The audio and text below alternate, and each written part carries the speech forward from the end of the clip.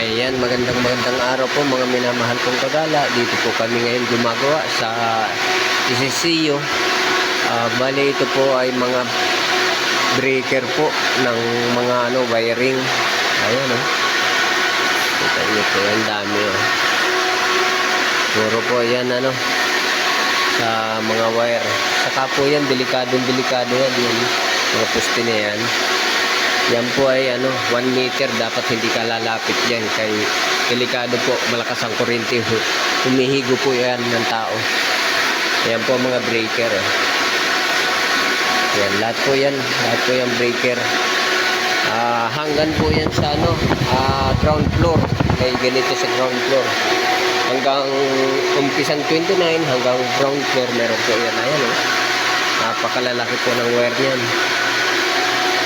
Yan po ay 3-piece po yan.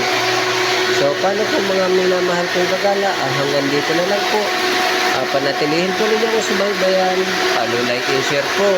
Bye bye.